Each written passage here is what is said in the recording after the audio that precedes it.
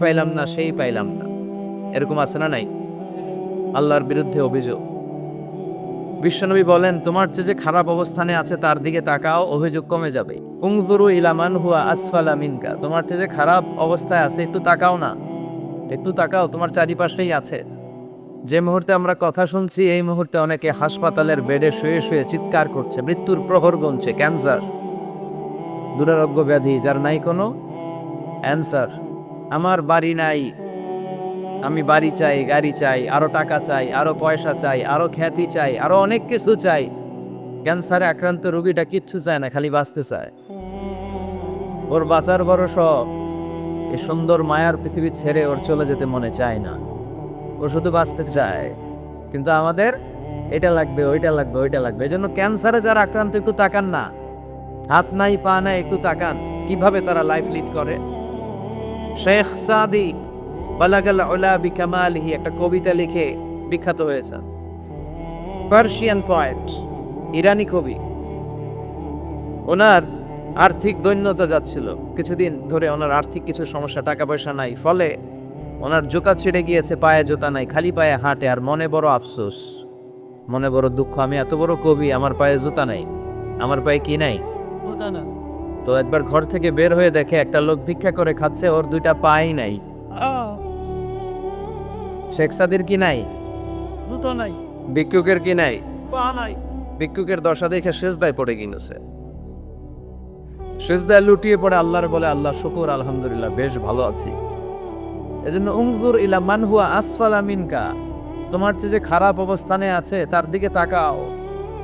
ঋণের বোঝা কাঁধে এত বেশি, প্রতিদিন বাড়িওয়ালা এসে তাড়া করে, ভাড়া দিতে পারে না, এরকম লোক আছে না নাই? গ্যাসের বিল দিতে পারে না, বিদ্যুতের বিল দিতে পারে না, স্ত্রীকে একটা শাড়ি কিনে দিতে পারে না, বাচ্চাদের 3 মাসের 4 মাসের বেতন ভাড়া জমা হয়ে আছে, দিতে পারে না। কত সুখে আছি আমরা, কত শান্তিতে আছি আমরা, শুকুর গুজার হতে চাই না, শুধু অভিযোগ আর অভিযোগ। আল্লাহ বলে, অভিযোগ বাদ দিয়ে দাও। বিশ্বনবী বলেন, তোমার চেয়ে যে খারাপ অবস্থানে আছে একটু ওইদিকে তাকাও, তাহলে দেখবে তুমি অনেক ভালো আছো। এজন্য সব সময় সুখে দুঃখে সর্বাবস্থায় আমরা প্রশংসা করব একজনের, তিনি কে? আর প্রশংসা করলে নেয়ামত বাড়ায় দেয় কে? আর প্রশংসা না করলে শাস্তির জন্য অপেক্ষা করতে হবে। যাহারাল ফাসাদু ফিল বাররি ওয়াল বাহরি বিমা কাসাবাত আইদিন নাস, জলে স্থলে যে জলোচ্ছ্বাস, ভূমিকম্প, অগ্নিকাণ্ড, খরা, দুর্ভিক্ষ এগুলো চলে, এই মহামারী, নানা ধরনের নতুন রোগ, এগুলো আমাদের হাতের কামাই। এগুলো কি আমাদের হাতের কামাই। আমরা যদি আল্লাহওয়ালা হয়ে যাই, আল্লাহর জামিনে যদি আল্লাহর দিন কায়েমের চেষ্টা করি, আল্লাহর দেয়া কোরআন অনুযায়ী যদি জীবন চালাই, আমাদের জীবনটারও শান্তিময় করে দিবে কে? আমাদের ধর্মের নামই তো শান্তি। ধর্মের নাম কি? ইসলাম। ইসলাম মানে কি? বিশ্বনবী রাজা বাদশাদের কাছে যখন চিঠি লিখতেন, তিনি প্রথমে শান্তির কথা শোনাতেন। সুবহানাল্লাহ পড়ে। দেখেন কত সুন্দর ধর্ম। আর আমাদেরকে ওরা শান্তি শিখায়, আমাদেরকে মানবাধিকার শিখায়। মানবাধিকারের কথা, শান্তির কথা মানায় একজনের মুখে, তিনি হচ্ছেন মুহাম্মদ সাল্লাল্লাহু। অনুপ্রেরণাদায়ক এই 2টা সূরা, অনুপ্রেরণাদায়ক। ফাইন্নামা আল উসরি ইউসরা, আল্লাহ বলেছেন ফাইন্নামা আল উসরি ইউসরা, কষ্টের পরেই আছে সুখ, কষ্টের পরেই আছে সুখ। আমাদের জীবনে সুখ বেশি, কষ্ট কম। কয়দিন না খাইছিলাম, কয়দিন বিপদে পড়ছি, কয়দিন ডাকাইতে ধরছে, 1 মাসের মধ্যে অসুস্থ থাকি কয়দিন, আর সুস্থ থাকি কয়দিন, এটা হিসাব করে না। অসুস্থ যে ছিল খালি এটা খেয়াল রাখে, আছে না নাই? তার মানে ইন্নামা আল উসরি ইউসরা, দুঃখের পরে আছে সুখ, মোটিভেশন, প্রাণটা আবার উদ্বেলিত হয়ে ওঠে। তাই তো আসলে তো দুঃখের পরে সুখ। এজন্য কষ্ট যখন পাবেন, অসুস্থ যখন হবেন, ওইখানেও আনন্দ করবেন, কারণ সামনে আরাম আসতেছে। সুবহানাল্লাহ পড়ে। মুমিনের হারাবার কিছু নাই, দুঃখ পাওয়ার কিছু নাই। মুমিন অসুস্থ হলে অসুস্থতার মাধ্যমে তার রোগ, তার রোগের মাধ্যমে তার গুনাহ ঝরে যায়, সে আল্লাহর কাছে প্রিয় হয়ে ওঠে। তা আমাদেরকে কেউ হারাইতে পারে? কথা বলেন, আমাদের কেউ ভয় দেখাইতে পারে? মোটিভেশনাল সূরা, সূরাতুল ইনশিরাহ আর সূরাতুদ দুহা, এখানে অনেক হিউজ মোটিভেশন আছে। যারা হতাশ, যাদের জীবন ভাল লাগে না, মরে যেতে মনে চায়, গার্লফ্রেন্ড গালি দিছে, আছে না নাই? আবার বয়ফ্রেন্ড গার্লফ্রেন্ডের গালি দিছে, এ ওড়না পেঁচায়া ফ্যানের মধ্যে ঝুলে আত্মহত্যা করে। কত বড় পাগল, তুই মরলি কেন? গালি দিছে তো কি হয়েছে? হ্যাঁ, বুঝতে চায় না, হতাশ হয়ে যায়। আর বয়স কম তো, ইচড়ে পাকা, অল্পতে কাবু হয়ে যায়। এই সূরাগুলো পড়ে না। এখানে আশার বাণী আছে। আজকে আমি জানি কথা শোনাবো আপনাদেরকে, শুরুতে আগে সংক্ষেপে বলে দিই। এই সূরার মূল কথা হচ্ছে, মানে সেন্ট্রাল থিম বা সাবজেক্ট ম্যাটার, সূরাতুদ দোহার কেন্দ্রীয় আলোচ্য বিষয় হচ্ছে নিরাশ হবেন না, হতাশ হবেন না, হাল ছাড়বেন না, ভরসা রাখবেন কার উপর? মুমিনরা নিরাশ হয়, হতাশ হয়, হাল ছাড়ে নাকি ভরসা রাখে? কার উপর ভরসা? কার উপর? না নৌকার উপর, ধানের শীষ, নাঙ্গল, হাত পাখা, দাড়িপাল্লা? ভরসা থাকবে একজনের উপর। চিল্লায় বলেন, তিনি কে? Never be sad, never lose hope. Every time you feel like you cannot go on, you feel so lost that you are so alone. Don't despair and never lose hope, 'cause Allah is always by your side. Insha'Allah, Insha'Allah, Insha'Allah, you'll find a way. Insha'Allah, Insha'Allah, Insha'Allah, you'll find a way. Every time you feel like you cannot go on, you feel so lost that you are so alone. Don't despair and never lose hope, 'cause Allah is always by your side. Insha'Allah, Insha'Allah, Insha'Allah, you'll find a way. Insha'Allah, Insha'Allah, Insha'Allah, you'll find a way. ঠিক কি না? কি সুন্দর নসির। Never lose hope, you will find your way. তুমি তোমার পথ খুঁজে পাবে। আমাদেরকে পথ দেখায় কে? এজন্য সূরাতুদ দোহা কেন্দ্রীয় আলোচ্য বিষয় হচ্ছে হতাশ হওয়া যাবে না, নিরাশ হওয়া যাবে না, হাল ছাড়া যাবে না, ভরসা রাখতে হবে একজনের উপরে। চিৎকার করে বলেন, তিনি কে? হতাশ যারা, ফ্রাস্ট্রেটেড আপসেট পিপল, তাদের জন্য, হতাশ ব্যক্তিদের জন্য এই সূরাটা একটা আলোকবর্তিকা, একটা আলোর মশাল। এই সূরাটা পড়লেই হতাশ ব্যক্তিরা মনে শান্তি পায়, আশা ফিরে পায়, দিক ফিরে পায়। ঠিক কিনা? এই সূরাটা নাজিল হওয়ার একটা ব্যাকগ্রাউন্ড আছে, শুনবেন। বিষ্ণু ঈসা ইসলামের কাছে যখন ওহী নাজিল হতে শুরু করলো, বিষ্ণু ঈসা ইসলাম ওহীর কথাগুলো পৌঁছে দিতে লাগলেন। যাই নাজিল হতো বিষ্ণুনবী পৌঁছে দিতেন। বিশ্বনবী সাহাবাদের কাছে শেয়ার করে দিতেন, যেটাই নাজিল হতো তিনি পৌঁছে দিতেন, যেটাই। কারণ আল্লাহর আদেশ, ইয়া আইয়ুহার রাসূল বাল্লিগ মা উনজিলা ইলাইক, ও নবী, আপনার কাছে আমি ওহী থেকে যা নাজিল করি সব পৌঁছে দেন, একটাও গোপন করা যাবে। আল্লাহর কাছ থেকে বিশ্বনবী যে সমস্ত মেসেজ, ইনফরমেশন, তথ্য, রেভেলেশন ওহী পেয়েছে, একটাও কি বিশ্বনবী গোপন করেছে? সব প্রকাশ করে গিয়েছে, সব শেয়ার করে গিয়েছে। বিশ্বনবী শেয়ার করতে লাগলেন। সকালে যা নাজিল হয় শেয়ার করেন, দুপুরে নাজিল হয় শেয়ার করেন, রাতে নাজিল হয় শেয়ার করেন, শেয়ার করতে লাগলেন। কিন্তু কি অবাক করা কাণ্ড, হঠাৎ করে এই ওহী আসার ধারাবাহিকতা আল্লাহ বন্ধ করে দিলেন। ওহী আর আসে না, আকাশ থেকে নতুন তথ্য আর নামে না। ঘটনা কি? ওহী আসে না কেন? তথ্য আসে না কেন? জিব্রাইল আসে না কেন? কোনো বর্ণনায় এসেছে 15 দিন, কোনো বর্ণনায় 1 মাস, 3 মাস, এমনকি 6 মাস পর্যন্ত বর্ণনা পাওয়া যায় যে বিশ্বনবীর কাছে 6 মাস ওহী আসে নাই। বিশ্বনবী তো অবাক, ঘটনা কি? ওহী নামে না কেন? আর ওহী না আসলে তো বিশ্বনবী শেয়ার করতে পারে না। এতদিন যা আসতো বলে বেড়াতো, এখন আসেও না, বলতেও পারে না। কাফির মুশরিকরা বিশ্বনবীর গালি দিতে শুরু করলো, মুহাম্মদের রব মুহাম্মদরে ভুলে গেছে, মুহাম্মদের আল্লাহ মুহাম্মদরে ছেড়ে দিয়েছে। বিশ্বনবীর চাচি আবু লাহাবের স্ত্রী উম্মে জামিল বলতে শুরু করলো, কি মুহাম্মদ, তোমার শয়তানটা তোমার কাছে আসে না? না, শয়তান দ্বারা তিনি জিব্রাইলকে বুঝিয়েছেন যে তোমার জিব্রাইল তোমার কাছে আসে না।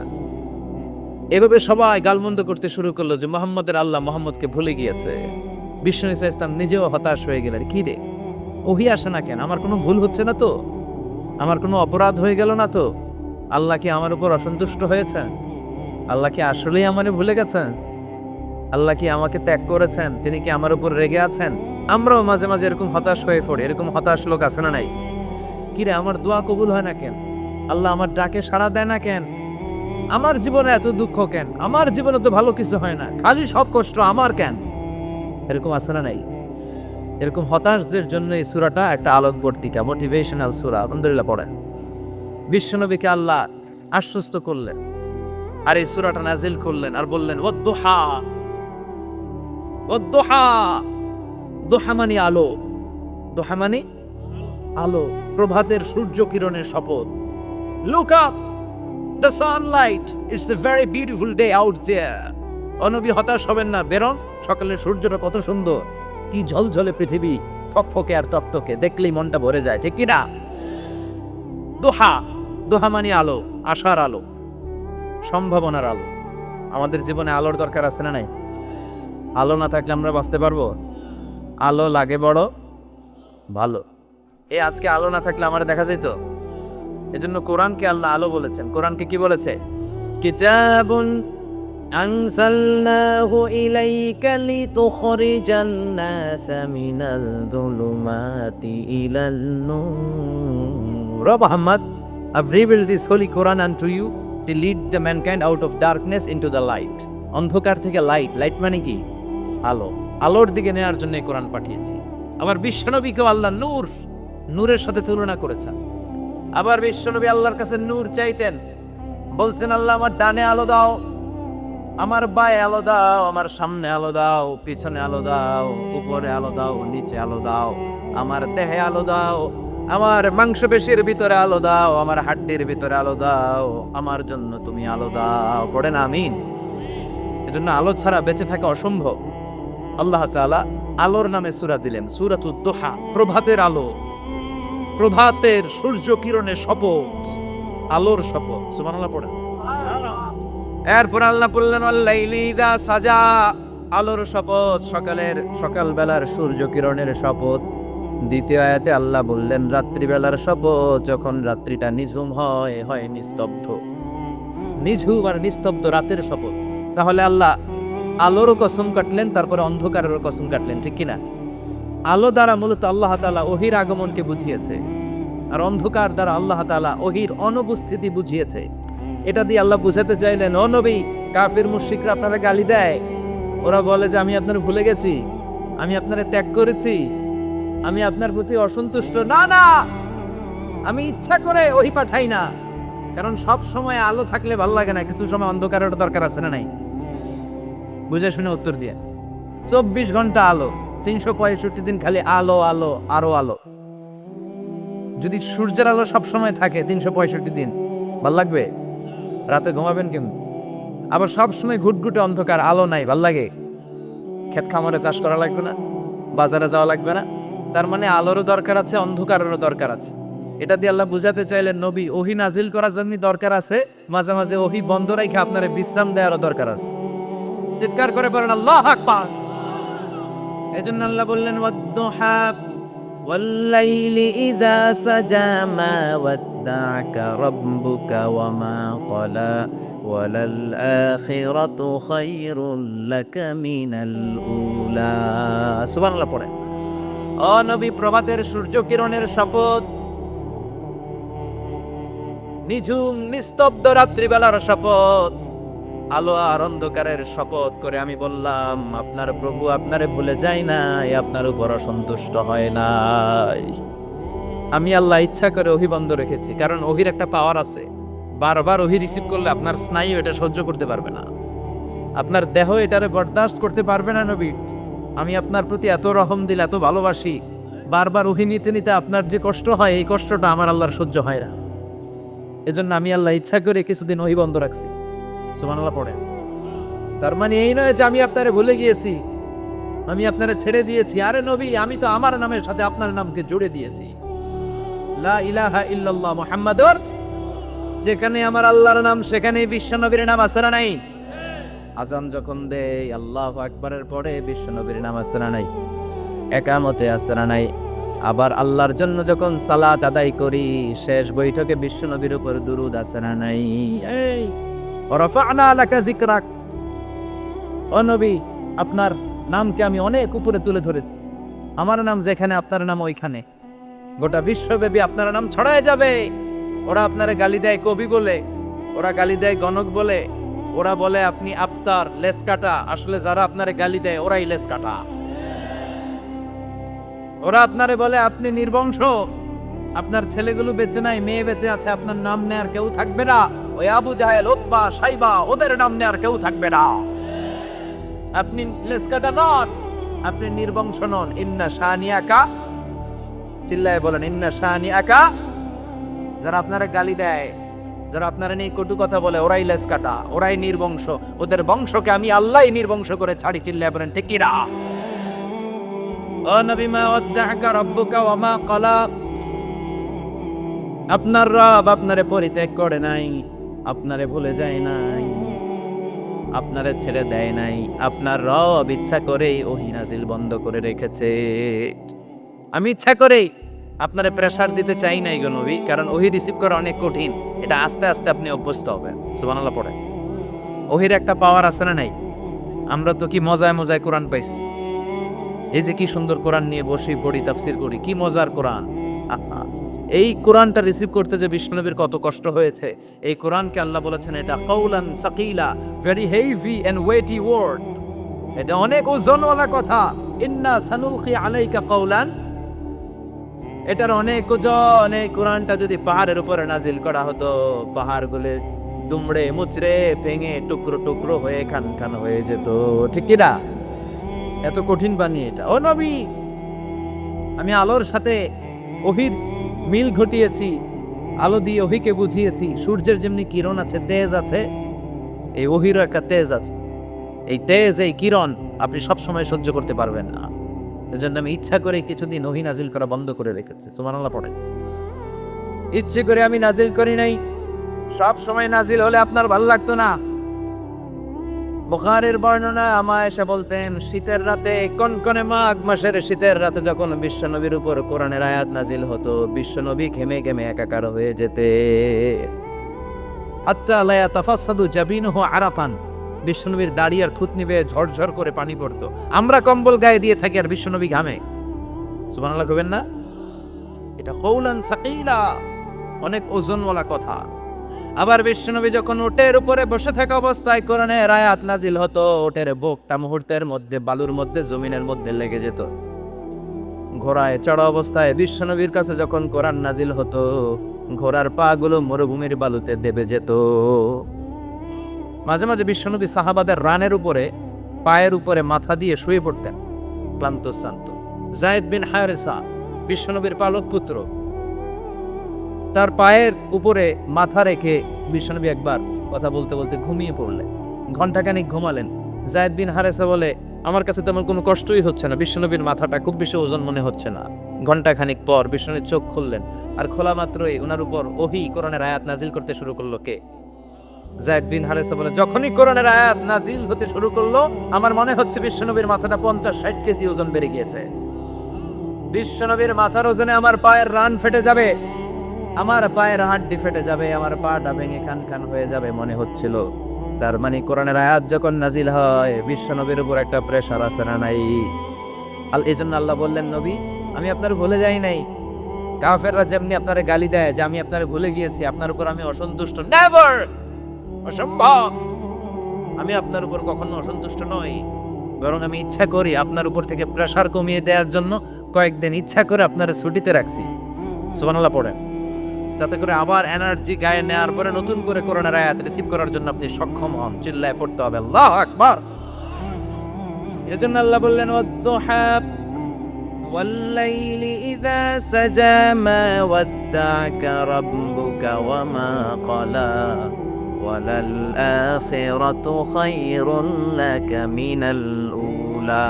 এরপর আল্লাহ বললেন, নবী ওয়ালাল আখিরাতু খায়রুন লাকা মিনাল উলা, and verily indeed the hereafter is far better for you than this dunya. এই দুনিয়ার চেয়ে আপনার জন্য আখেরাতটা অনেক দামি। খায়রুল লাকা মিনাল উলা, এই দুনিয়ার চেয়ে আখেরাতটা অনেক শ্রেষ্ঠ। এতে আল্লাহ বললেন দুনিয়ার চেয়ে আখিরাত শ্রেষ্ঠ, আর এক আয়াতে আল্লাহ বললেন দুনিয়ার চেয়ে আখিরাত হলো স্থায়ী। ঠিক কিনা? বাল তুসিরুনাল হায়াতাদ দুনিয়া ওয়াল আখিরাতু খায়রুন ওয়া আবাকা। তোমরা দুনিয়ার জীবন নিয়ে পাগল পড়া হয়ে থাকো, আল্লাহ বললেন দুনিয়ার জীবনের চাইতে আখিরাতের জীবন শ্রেষ্ঠ এবং স্থায়ী। ঠিক কিনা? কার কথা? দুনিয়া স্থায়ী না আখিরাত স্থায়ী? দুনিয়া শ্রেষ্ঠ না আখিরাত শ্রেষ্ঠ? কিন্তু আমরা কোনটার পিছনে দৌড়াই? খালি দুনিয়া দুনিয়া। দুনিয়া কে মজা ले लो দুনিয়া তোমারই है, কিন্তু জান্নাত কে মজা ले लो জান্নাত তোমারই है, ওইটা কয় না? আছে না নাই? দুনিয়ার পেছনে পাগল হয়ে আমরা পড়ে থাকি। এই দুনিয়ার জীবনটা একটা মায়াজাল, এটা একটা মরিচিকা। এই মরিচিকা, এই ধোঁকা, এই লালসা আর এই মায়াজালের পেছনে আমরা ছুটছি।